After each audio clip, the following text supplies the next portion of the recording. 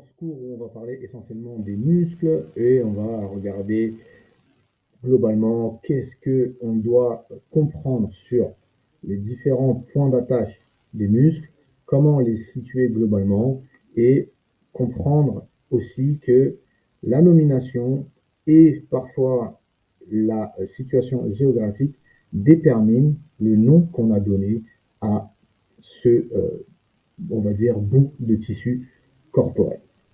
Alors, ce qu'il faut déjà mettre en avant euh, sur ce point de figure-là, c'est que on va avoir euh, des couches différentes par rapport aux muscles en eux-mêmes. D'accord? Si tu te souviens bien, on avait déjà parlé un petit peu, je vais te zoomer ça. Si tu te souviens bien, on avait déjà parlé des tissus conjonctifs, d'accord, où on avait parfois, comme tu le vois ici, tu vois, c'est la couche 2, couche 3, on arrive sur la capsule articulaire, la partie fibreuse, etc.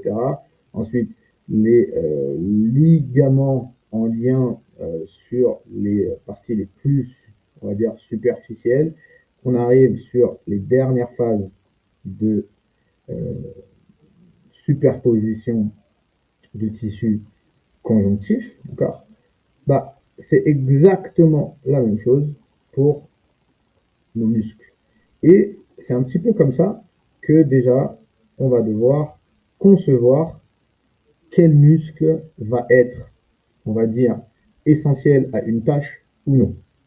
Je m'explique. On va aller dans le système des muscles et on va rajouter la première couche des muscles. Et ce que tu vois, c'est que la première couche des muscles, ça va être globalement toujours les muscles qui vont être les plus, on dira, profonds. D'accord? Comme tu le vois, on a tous les muscles qui sont très ancrés pour la colonne vertébrale. D'accord? Tu vois, ces muscles-là, qui sont globalement des muscles qui vont nous servir à tourner la colonne vertébrale. D'accord? Muscles rotateurs longs. Pourquoi? Parce que selon l'endroit où ils sont disposés, on va zoomer un petit peu, selon l'endroit où ils sont disposés et comment ils sont disposés, comme tu le vois, muscles rotateurs longs parce que ils sont longs et muscles rotateurs courts parce que tu l'as en mille, ils sont courts. Mais ça, c'est des muscles que on n'ira pas du tout, on dira cibler dans un premier temps, puisque c'est des muscles qui sont très très profonds et qui sont très spécifiques à une et unique fonction de la colonne vertébrale. Donc, pourquoi est-ce que on les a nommés les muscles rotateurs? On va faire un truc simple, d'accord? On va regarder d'où est-ce qu'ils commencent. D'accord? Origine, il nous dit processus transverse des vertèbres thoraciques. Voilà, parce qu'on est dans la région thoracique, d'accord? Mais processus transverse, d'accord? On va essayer d'isoler une vertèbre pour que tu comprennes. Hop. Donc, le processus transverse, je vais te le mettre comme on le voyait. Donc, là, on le voit de devant. Ok, donc c'est comme s'il avait les yeux qui regardaient vers nous. D'accord? Et là, on le regarde de dessus. Donc, il regarde vers le bas de l'écran. Et on a trois différentes, on va dire, grosses parties de notre vertèbre, d'accord? Ça va être les processus. On a les processus épineux, donc c'est le processus épineux, celui qui est en plein milieu, là, celui qui est un petit peu le haut de la couronne, si on peut vous dire ça comme ça. Et on a les deux autres qui sont, qu'on nomme, pardon, les processus transverses. Transverses parce qu'ils sont à travers l'ensemble de la vertèbre. Ok. Une fois qu'on a vu ça, hop, je vais dézoomer un petit peu pour qu'on ait un peu plus de visuel. Une fois qu'on a vu ça, on comprend que l'emplacement de ce muscle-là, d'accord, part du processus transverse, donc souviens-toi la tête de la couronne, et va s'insérer sur les processus épineux et les lames. D'accord? La lame, c'est tout simplement le bout du processus des vertèbres thoraciques, deux segments vertébraux au-dessus. Ça veut dire que, regarde, on est sur la vertèbre, on dira 1, et il va s'accrocher sur la vertèbre 3. Si on remarque bien, on est sur la 5e vertèbre, donc il est accroché à la 5e vertèbre, et il va aller s'accrocher jusqu'à la 7e. Donc en fait, il saute une vertèbre pour justement avoir cette capacité à tracter le haut de la colonne vertébrale par rapport au bas de la colonne vertébrale. Et c'est ce qui va faire que ces muscles-là sont responsables, comme on l'a vu tout à l'heure, de la rotation. D'accord? Donc, premier point de réflexion, savoir d'où part le muscle et où s'attache le muscle va déjà, définir comment ce muscle va effectuer, comment ce muscle va avoir une action dans la globalité du corps. Ok, ça c'est fait. Maintenant, ce qu'on doit garder en tête, c'est que, je vais zoomer un petit peu, on va parler de celui-là qui se nomme le muscle iliaque. Qu'est-ce que ça veut dire? D'accord, encore une fois, iliaque, quand vous connaissez un minimum les noms de la structure osseuse, d'accord, cette pièce osseuse-là s'appelle l'iliaque, ok, et ils ne se sont pas trop pris la tête, ils se sont dit, tiens, celui-là, on va l'appeler le muscle iliaque. Pourquoi? Parce qu'il est dans la fosse, d'accord. Si tu vois bien ici, là, c'est un renfoncement, c'est concave, d'accord, c'est creux, si on pouvait le dire comme ça, d'accord, c'est creux. Et donc, pour avoir une action sur une partie du bassin, d'accord, on va faire les choses relativement simples, d'accord, on a besoin d'un muscle qui est raccroché à chaque crête iliaque. Et c'est pour ça que, origine, crête iliaque, 2/3 supérieur, bon ça c'est du blabla, tu n'auras pas besoin forcément de retenir, mais en gros, il est dans la crête iliaque, d'accord, il part du tout début, on va dire, de la crête iliaque, des 2 premiers tiers de la crête iliaque, pour s'insérer où? Sur le petit trochanter du fémur. Qu'est-ce que c'est que le trochanter? Si tu as suivi les cours de anatomie, d'accord, en tout cas, si tu as suivi les cours sur le système osseux, le grand trochanter, c'est ni plus ni moins que, le grand et le petit trochanter, c'est ni plus ni moins que des reliefs spécifiques à l'os du fémur. Hop, on va faire comme ça. Cette partie-là, celle qu'on voit ici, là, en haut, s'appelle le grand trochanter, tout simplement parce que il est plus grand que son homologue petit trochanter. D'accord? Donc, qu'est-ce qu'il vient nous dire? Il vient nous dire que ce muscle, en fait, part de la hanche, globalement, part du bassin, pour aller s'insérer sur quelque chose qui est plutôt situé sur le fémur. Hop, je vais le mettre comme ça. Ça, c'est une fois que tu le vois de côté, d'accord? Donc, c'est quelqu'un qui regarderait par là, d'accord? La tête est dans cette zone-là. On va regarder de derrière. De derrière, on ne voit carrément pas. Okay. On va regarder de dedans cette fois-ci. Et on voit bien que ici, là, c'est notre pubis. Okay, c'est la moitié globalement de notre bassin. Okay, c'est comme si on avait coupé en deux le corps humain et on voyait que la partie droite. Okay, on va le regarder d'en dessous. Bon, d'en dessous, on voit pas grand-chose. Hein. C'est calé sur le fémur. Et maintenant, on le regarde de dessus. Donc ça, au final, qu'est-ce que c'est? C'est la fin de ta colonne vertébrale. Ok, on en a fini pour globalement la compréhension. Qu'est-ce que on peut imaginer comme mouvement en lien avec ce bout de tissu-là sur le corps humain? Bon, on peut s'imaginer déjà que vu comment il est orienté et comment il est situé, on peut se dire que sa seule et unique fonction, ça va être de fléchir la hanche dans un certain degré, bien évidemment, et avec une certaine, on va dire, partie de l'exécution. Pourquoi? Parce que si on regarde, je vais mettre comme ça. Okay. Si on regarde, pourquoi est-ce qu'on peut déterminer que ce muscle-là est responsable de la fonction? Parce que, encore une fois, comme tout à l'heure par rapport au muscle long rotateur de la colonne vertébrale, par rapport à où il s'accroche, ou plutôt où il prend son origine, on appelle ça comme ça, il prend son origine dans la fosse de la crête iliaque pour aller s'accrocher sur le petit trochanter. Souviens-toi que le petit trochanter, j'essaie de te le mettre en visuel, le petit trochanter, c'est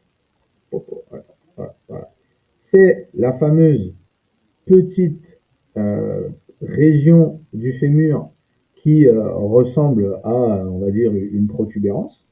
Ok. Comme il est accroché sur le fémur et accroché sur le bassin, quand on vient contracter ce muscle, ce qui se passe, c'est une flexion de la hanche, globalement.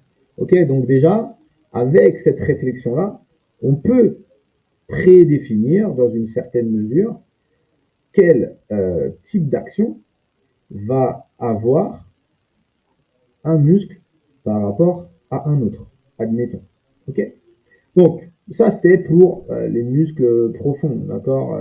Bien évidemment, il y a pas mal d'autres choses à dire, mais déjà, ça te permet de comprendre un petit peu comment sont nommés, dans un certain sens, les muscles. Ok, on change de couche, on rajoute une couche de muscles. Et là, on voit que on commence à apparaître, enfin, pardon, commence à apparaître des euh, supports en lien avec les muscles qui étaient déjà présents.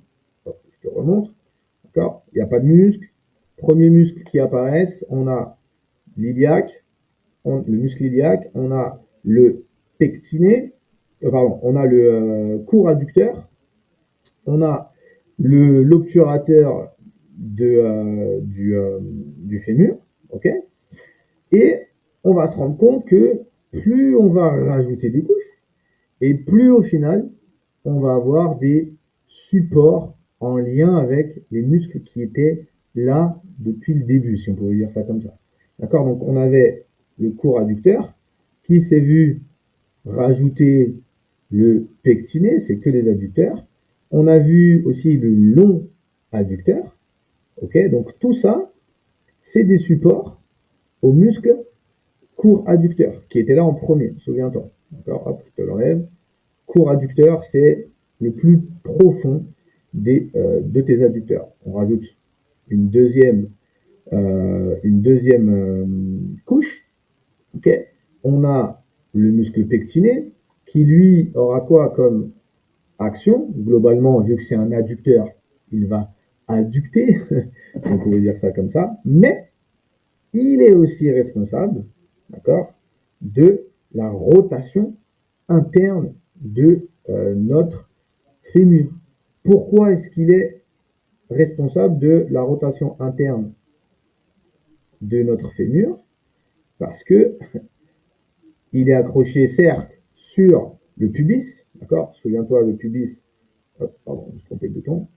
Souviens-toi que le pubis, c'est ni plus ni moins que le devant du bassin, okay. Mais la particularité du pectiné, c'est qu'il est également accroché sur la partie, on va dire, supéro-postérieure. Donc il est attaché sur le pubis devant et il est raccroché sur le fémur, mais plutôt sur la partie, on dira, postérieure du fémur. Donc quand ces deux muscles-là vont venir, enfin quand ce muscle-là, pardon, va venir se contracter pendant, et c'est important, pendant la flexion du genou, il va avoir une capacité de rotation médiale ou interne pour les anciens.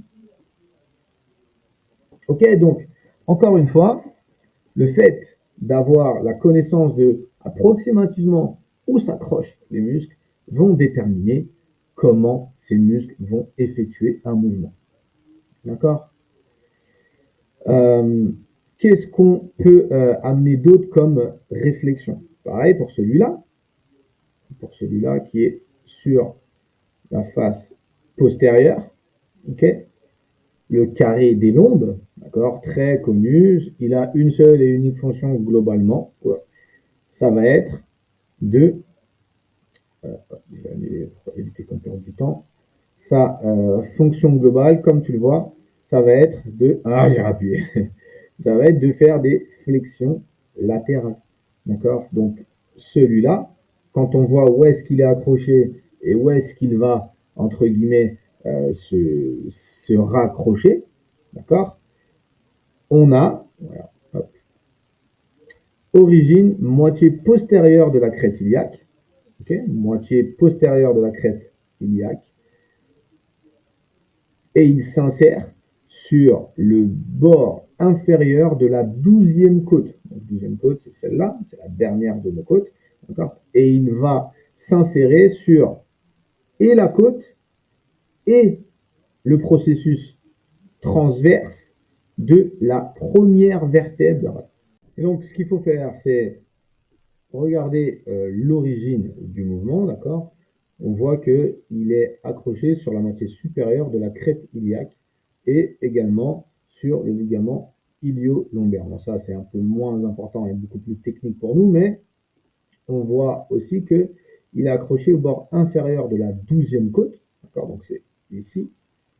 Et on voit aussi qu'il est accroché sur le processus transverse. Souviens-toi, le processus transverse, c'est un des deux bouts de la couronne de la vertèbre, ok, de la première à la 4e lombaire. Ça veut dire qu'il a une accroche sur la vertèbre 4, 3, 2, 1, lombaire, plus la 12e côte. D'accord? Globalement, c'est sa fonction la plus importante, ça va être du coup, avec ce raisonnement-là, avec la compréhension qu'on a de tout ce tissu, une fois que ces deux extrémités-là vont chercher à se rapprocher l'une de l'autre, on comprend bien qu'il va nous permettre de faire une flexion latérale. Bien évidemment, il n'y a pas que lui qui est responsable de ça, mais c'est aussi une de ses capacités. Ok. Maintenant qu'on a fait un peu, on va dire, le tour sur comment est-ce que on comprend le fonctionnement d'un muscle et comment est-ce qu'on peut déterminer globalement ce qu'il va pouvoir être capable de faire, on va réfléchir à comment est-ce qu'on va pouvoir le nommer. D'accord? Comment est-ce qu'on pourrait chercher à le nommer? Alors, ce muscle-là, d'accord, c'est le muscle qu'on appelle le carré pronateur. Pourquoi est-ce qu'on l'a appelé comme ça? Tout simplement parce que son action permet de mettre l'avant-bras en pronation. Tu vois? Pronation, on l'a appelé le muscle pronateur. Voilà. La compréhension qu'on doit avoir, c'est que, encore une fois, comment il est accroché, où est-ce qu'il s'insère, versant antérieur du quart distal de l'ulna, en gros, ça veut dire la partie de avant de la partie la plus éloignée de l'ulna. L'ulna, je te rappelle que c'est ce qu'on appelait avant le cubitus. Okay, et donc, qu'est-ce qu'il nous dit? Il nous dit que il est sur le versant antérieur, donc devant. D'accord? Antérieur, c'est devant. Postérieur, c'est derrière. Jusque-là, normalement, tu es avec moi. Ok? Et il nous dit que il est sur le versant antérieur, donc il est sur la face de devant. Il nous dit qu'il est sur le quart distal de l'ulna, donc ça veut dire, si tu coupais ton ulna en 4, d'accord, 1, 2, 3, 4, bah, il serait sur cette partie-là. Ok, ça tombe bien, c'est ce que ça a comme représentation sur le logiciel. Maintenant, qu'est-ce qu'il nous dit? Il nous dit que son origine, d'accord, c'est également le versant antérieur du quart distal, mais cette fois-ci, du muscle, de l'os opposé. Ça veut dire que fait la différence entre origine versant du quart distal de l'ulna, ça c'est l'origine, insertion versant antérieur du quart distal du radius. Ça veut dire que c'est un muscle qui part qui traverse de gauche à droite, d'accord, la même région du corps humain, c'est-à-dire l'avant-bras. Et donc son action permet de mettre l'avant-bras, comme je viens de le dire, en pronation au niveau des articulations radio-ulnaires. C'est quoi radio-ulnaire? C'est l'articulation qu'on a entre le radius et l'ulna, radio-ulnaire. Okay, ça s'articule avec l'humérus et l'ulna fatalement, mais bon, ça ça n'a pas une très grosse importance. Tu vas y arriver, Alex, tu vas y arriver. Ok, voilà. Donc il y a aussi le fait que certains de nos muscles, la nomination, d'accord, provient aussi du mouvement que ce muscle-là va nous permettre de faire, d'accord. Carré pronateur permet la pronation. La pronation, si tu ne sais pas ce que c'est effectuer une rotation interne, on va dire, techniquement du coude, mais pour nous, on dira de l'avant-bras. Ok. Maintenant, encore, on va aller chercher les muscles qu'on a plus ou moins l'habitude d'entendre et qu'on met un peu n'importe où. Le muscle psoas, le grand psoas. Ok. Qu'est-ce que le grand psoas va nous permettre de faire? Alors, déjà, il faut comprendre que le grand psoas, d'accord, ça y est, maintenant, je pense que tu dois être familier, il s'insère où ça? Il s'insère, comme on l'a vu tout à l'heure, avec le muscle iliaque, il s'insère sur le petit trochanter. D'accord, le petit trochanter, souviens-toi, c'est la partie du fémur qui a un relief, mais plus petit que le côté opposé. Donc, on va dire que le grand trochanter, c'est la partie latérale, la partie extérieure, et le petit trochanter, c'est la partie médiale, la partie, on dira, intérieure. Okay. Et maintenant, qu'est-ce que on doit savoir sur ce muscle-là qui a été incriminé très longtemps comme le mal de dos? Pourquoi est-ce qu'il a été incriminé sur le mal de dos? Parce que, comme tu le vois, ou pas, attends, je vais essayer de l'isoler, voilà. Comme tu le vois, il a une origine sur, on dira, la face antérieure du corps, donc devant, d'accord? Là, on est devant le corps, puisqu'on passe devant le pubis, d'accord avec moi? Et il va aller s'insérer quand même sur les processus transverses. Souviens-toi, c'est les deux extrémités d'une vertèbre de la colonne, d'accord? Tu n'as pas d'autres vertèbres. Et il va avoir une action sur quoi? Son action permet la flexion de la cuisse au niveau de l'articulation coxale. Ça, c'est numéro 1. Et numéro 2, permet la flexion du tronc. Donc en fait, qu'est-ce qu'ils sont en train de nous dire? Ils sont en train de nous dire que ce muscle, selon ce qui bouge comme pièce osseuse par rapport à une autre pièce osseuse, va nous permettre d'avoir une action ou une autre. Donc la première action, c'est, pas du tout, permet la flexion de la cuisse, d'accord, au niveau de l'articulation coxale. On appelle ça une flexion de hanche, tout simplement. Okay. Et si c'est pas la hanche qui bouge par rapport au tronc, mais le tronc qui bouge par rapport à la hanche, c'est le tronc qui va faire une flexion. Donc, quoi qu'il arrive, ton muscle psoas permet la flexion ou du tronc ou la flexion de la cuisse. Ok, on va revenir sur la vue d'ensemble. Qu'est-ce qu'on remarque? On remarque que c'est quand même un muscle qui est important. Pourquoi? Parce qu'il est quand même situé, d'accord, sur les 5 vertèbres lombaires, d'accord, L1 à L5, d'accord, processus transverse des vertèbres lombaire 1 à lombaire 5. Il est aussi inséré sur les vertèbres T12 à L5 et il est aussi en lien avec les disques intervertébraux adjacents. Adjacents, ça veut dire qu'ils sont autour. Ok?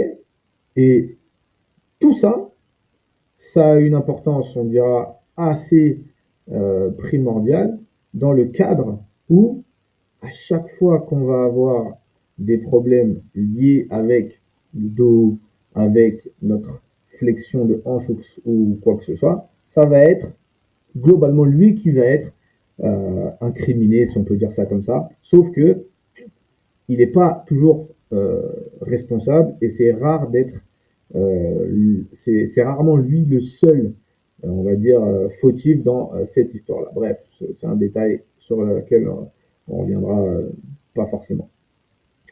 Maintenant, ce qu'il faut voir aussi, c'est que le muscle psoas, d'accord, a deux, on va dire, euh, chefs. On pourrait dire qu'il y a le petit psoas, d'accord, celui qui est actuellement en surbrillance, et le grand psoas, celui qui est actuellement en surbrillance.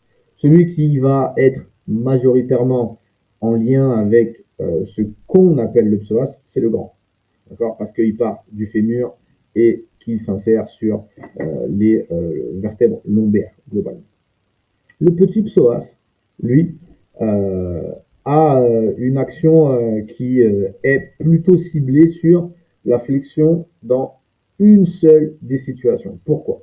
Parce que, encore une fois, on va essayer de l'isoler. Bam. Pourquoi est-ce que ce muscle serait plutôt responsable de la flexion du tronc plutôt que de la flexion de la hanche? Ben, tout simplement parce que il ne va pas nous permettre d'activer une pièce osseuse qui est en relation avec cette articulation-là. Si on avait tendance à croire que euh, ce tendon, d'accord, puisque souviens-toi, un tendon, c'est ce qui raccroche un muscle à une pièce osseuse, si on avait tendance à croire que ce tendon avait la capacité de bouger cette pièce osseuse-là par rapport à cette pièce osseuse-là, on pourrait admettre que euh, ce muscle-là pourrait faire une flexion de la hanche, ou on va dire une flexion du bassin, pour vraiment extrapoler. Or, on voit que il est incapable de faire ça parce que il y a zéro articulation entre ce point-là et les autres articulations où est accroché ce muscle. Bref, on ne rentre pas trop dans les détails, c'est pas le sujet. Mais ce qu'il faut garder en tête, c'est que justement, les muscles vont avoir un impact direct sur notre capacité, on va dire, de locomotion. Ok? Allez, on rajoute une petite couche pour voir. On va se faire un petit peu les gros du gros. Ok? Allez, on va commencer à parler. Attends, je t'ai pas parlé des adducteurs. Si, je t'en ai déjà parlé tout à l'heure. D'accord, le long adducteur, souviens-toi.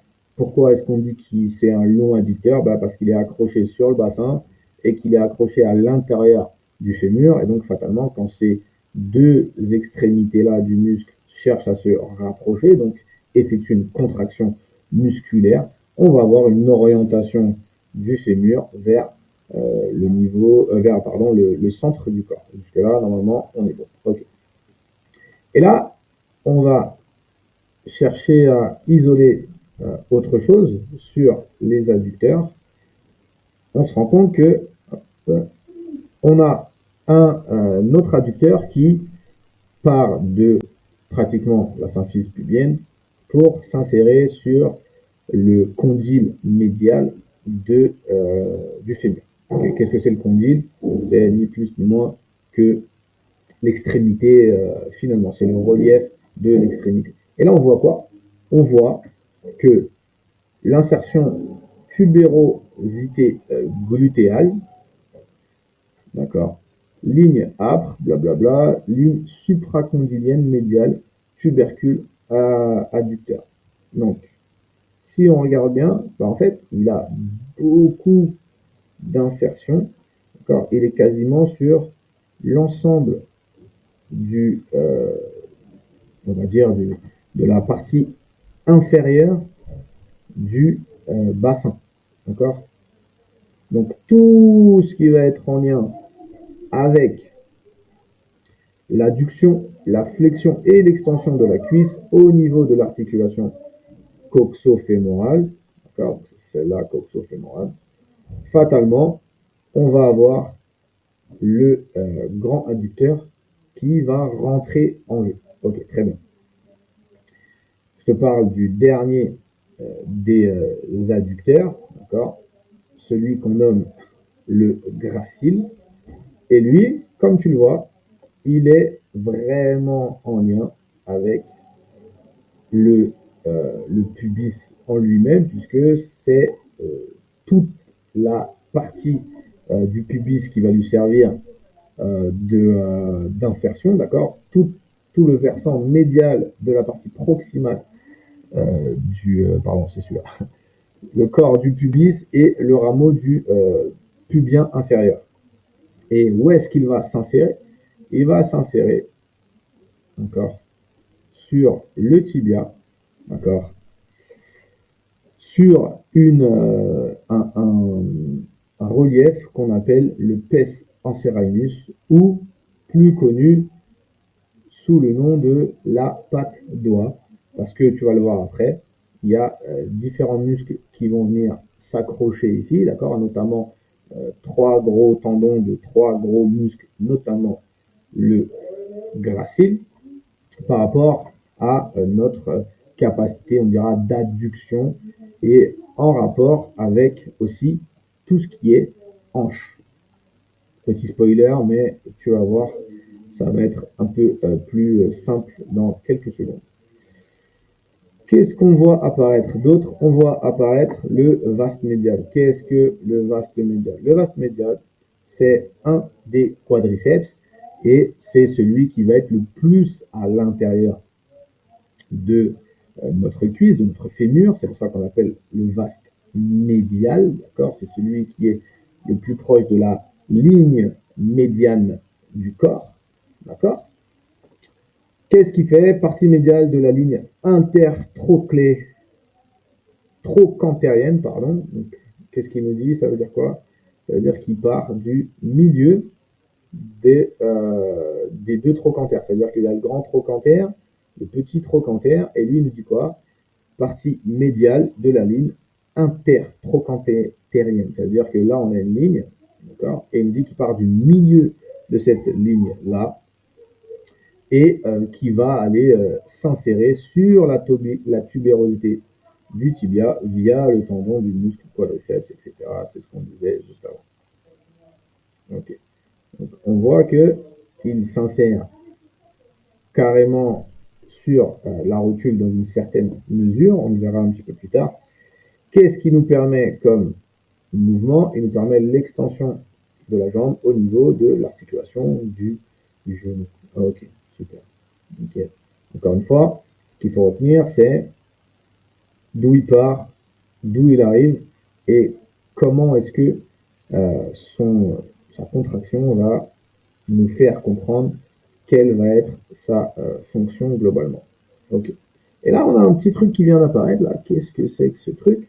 Bah, ça, c'est un bout de ton ischio. C'est un bout de ton biceps fémoral, d'accord? Je te rappellerai juste après le nom des différents ischios, d'accord? Et puis je m'arrêterai là, ça a compris un petit peu le système à avoir pour nommer et, on va dire, identifier les différents muscles du corps.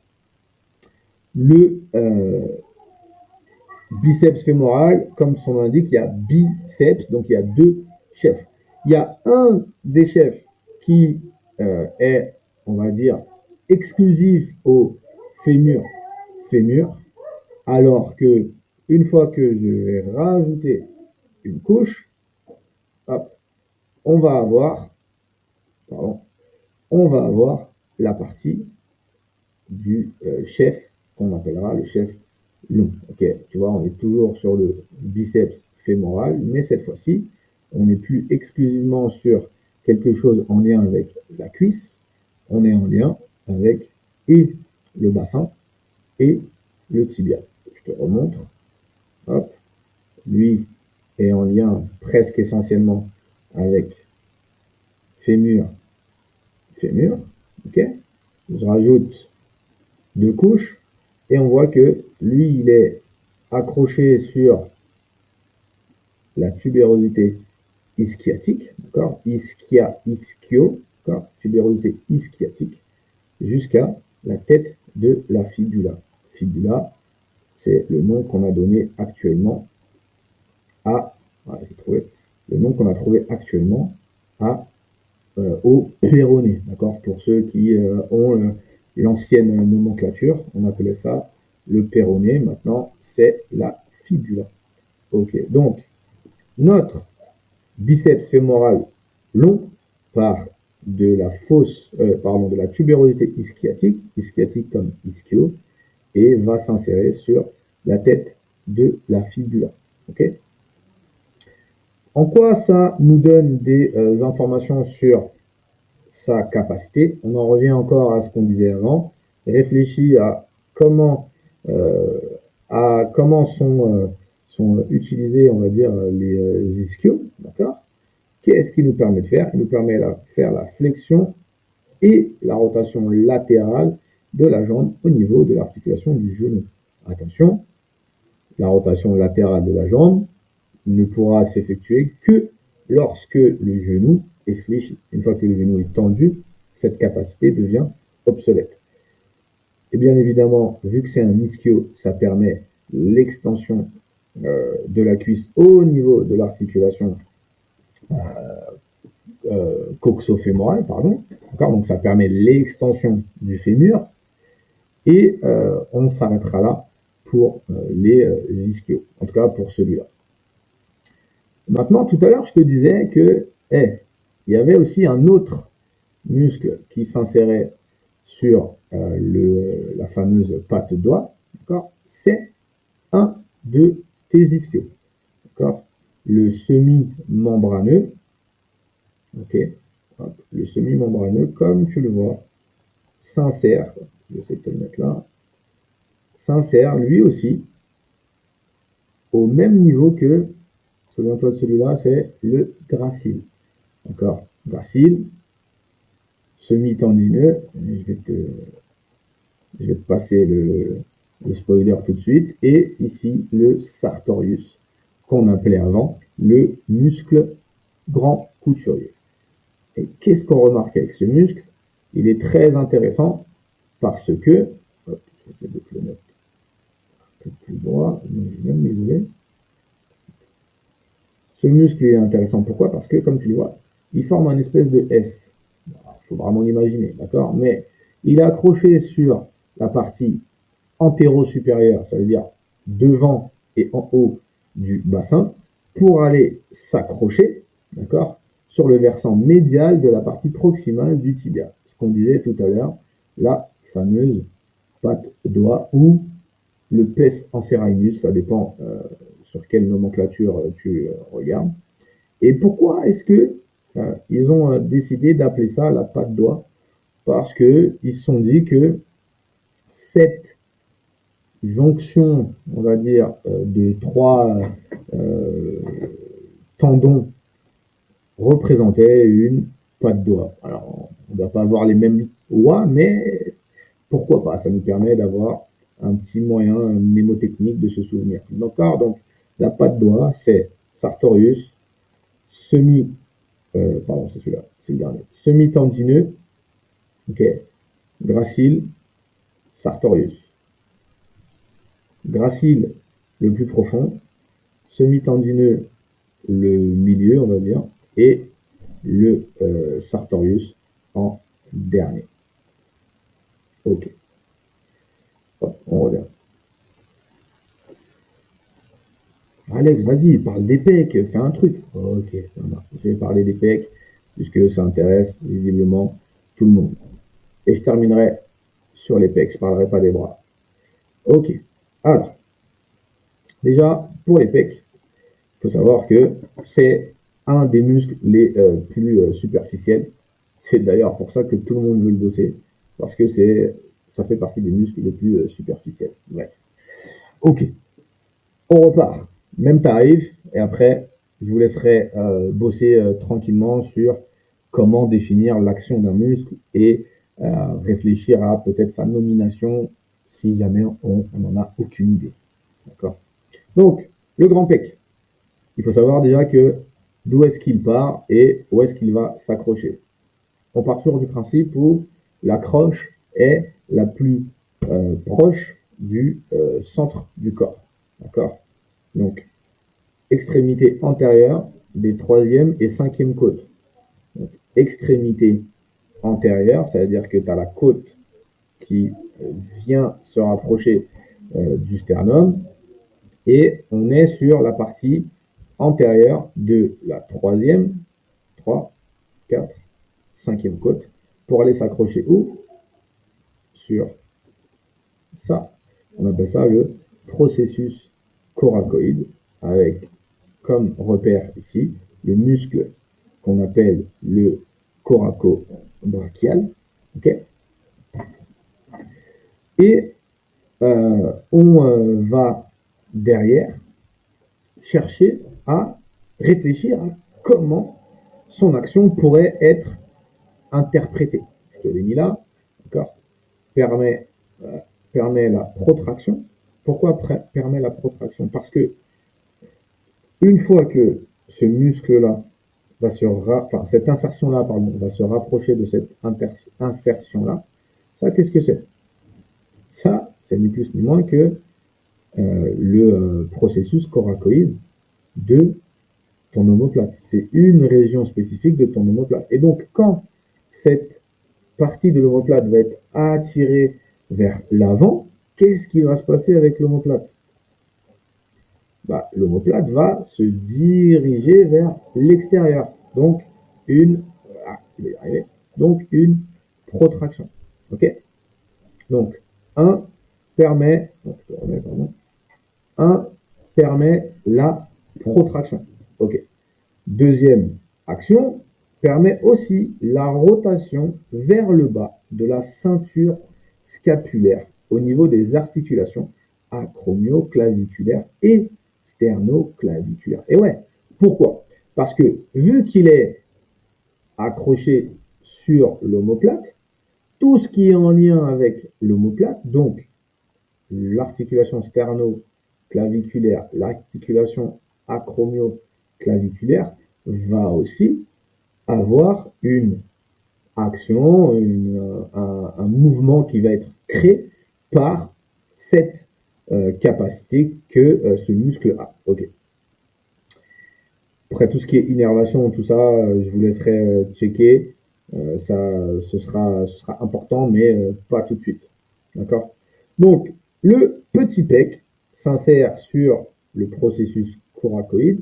Donc, en fait, ton petit pec, il s'accroche sur ton omoplate, pour faire assez simple, et il est accroché à 3 côtes.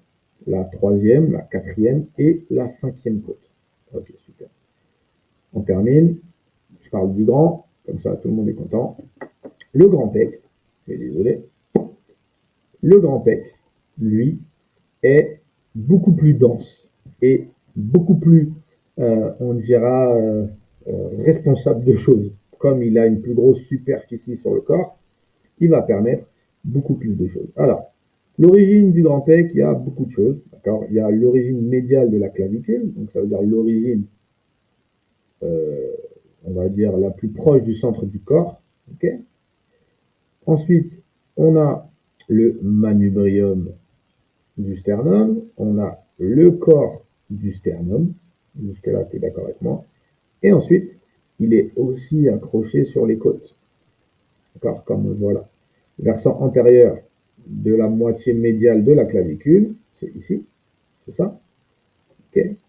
Ensuite, où est-ce que je l'ai vu, manubrium?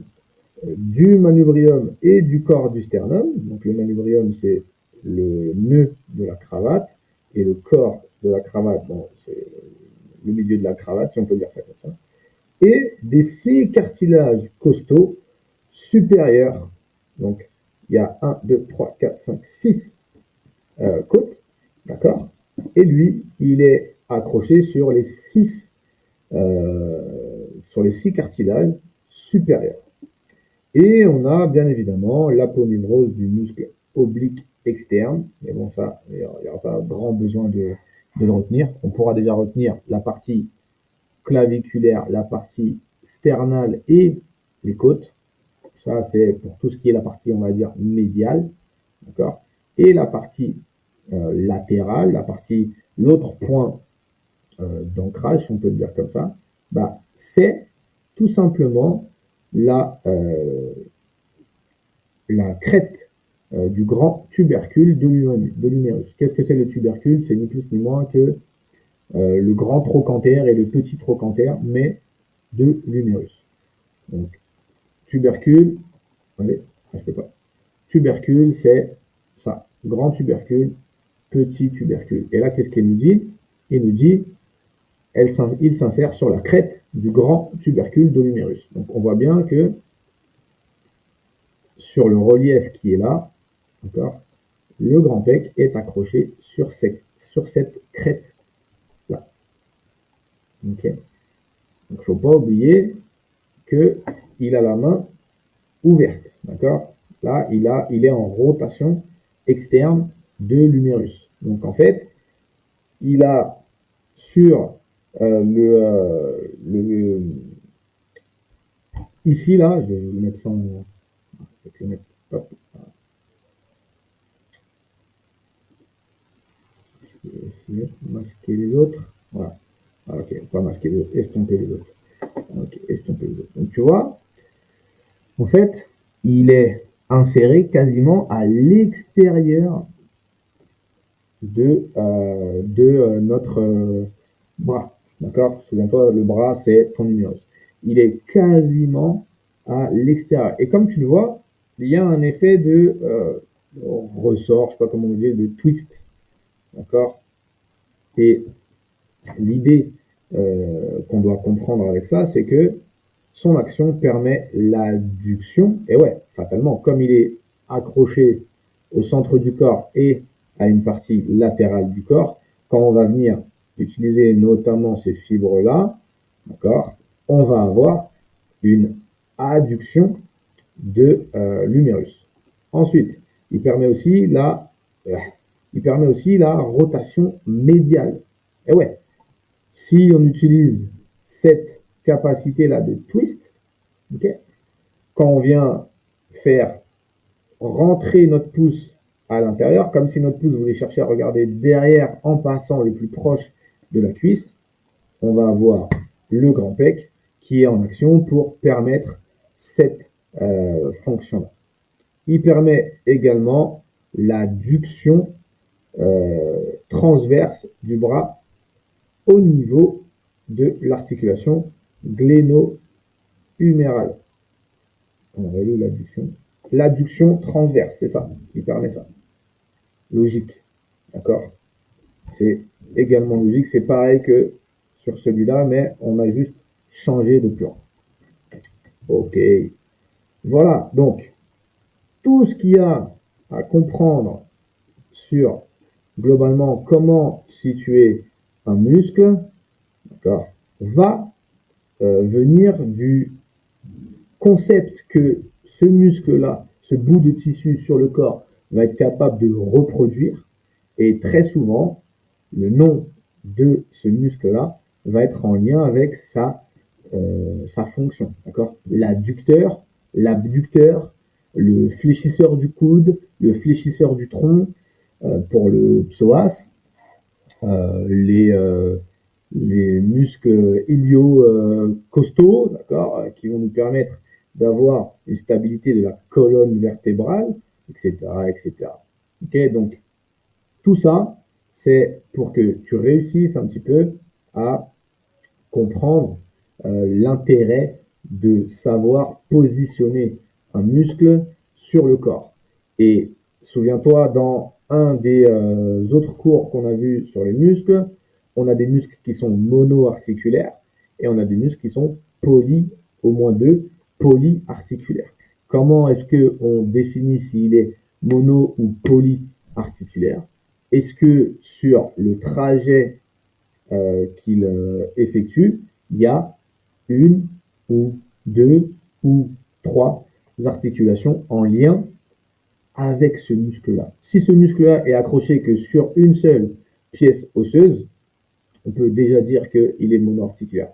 Si ce muscle est situé sur au moins deux pièces osseuses, encore une fois, on peut dire qu'il est monoarticulaire, puisqu'il bouge qu'une seule articulation. En revanche, si ce muscle passe aux alentours de plusieurs articulations et qu'il est en lien, qu'il a une accroche, qu'il a une, une intersection avec d'autres tissus en lien avec cette articulation, il va être polyarticulaire. Notamment, je vais en faire le dernier, ouais, je sais, c'est le droit fémoral, d'accord. On va masquer les autres, non, on va estomper les autres. Qu'est-ce qu'on observe sur le droit fémoral, qui est un des muscles du quadriceps 4, d'accord, quadriceps 4 chefs. On a le droit fémoral, on a le vaste médial, on a le vaste latéral, et celui qui est en dessous le droit fémoral, que je pourrais pas montrer, voilà, si j'enlève pas les couches, c'est le vaste intermédiaire. Ces trois muscles-là, d'accord, sont exclusivement extenseurs du genou. Ça veut dire qu'avec ces muscles-là, que ce soit le vaste latéral, le vaste intermédiaire ou le vaste médial, on ne pourra faire que une extension du genou. En revanche, ce muscle qui est posé, comme tu le vois, sur deux articulations, là on a le fémur qui est raccroché à la patella, donc c'est bon, il est raccroché un petit peu plus bas, on va pas se mentir, d'accord, mais en gros, il part du fémur, il passe sur le genou et il s'accroche sur le tibia. C'est pour ça qu'il y a une seule et unique fonction, la flexion, l'extension du genou, parce qu'il passe qu'une articulation, alors que le droit fémoral, lui, je vais essayer de masquer les autres, le droit fémoral, lui, comme tu le vois, part de la hanche, d'accord, insertion origine, merci. Épine iliaque antérieure et inférieure. Donc déjà, il part d'une autre pièce osseuse et il s'insère au même endroit, c'est-à-dire sous le tibia, enfin sous le genou, sur le tibia, pardon. D'accord.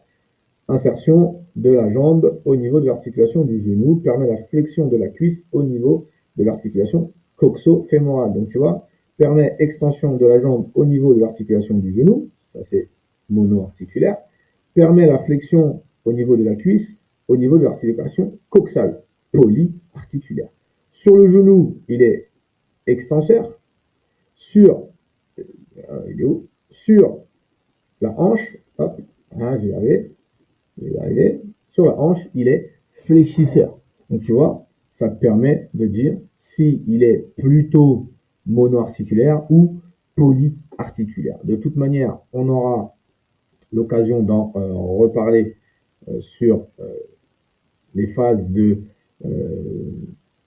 questionnement et de visio qu'on va mettre en place pour que tout le monde puisse être à l'aise avec la compréhension du corps dans sa globalité. On a fait le tour globalement de comment définir un muscle, réfléchir à déterminer comment est-ce qu'il pourrait effectuer des mouvements. Et encore une fois, je t'invite à pratiquer. T'es pas obligé d'avoir un logiciel à 400 balles.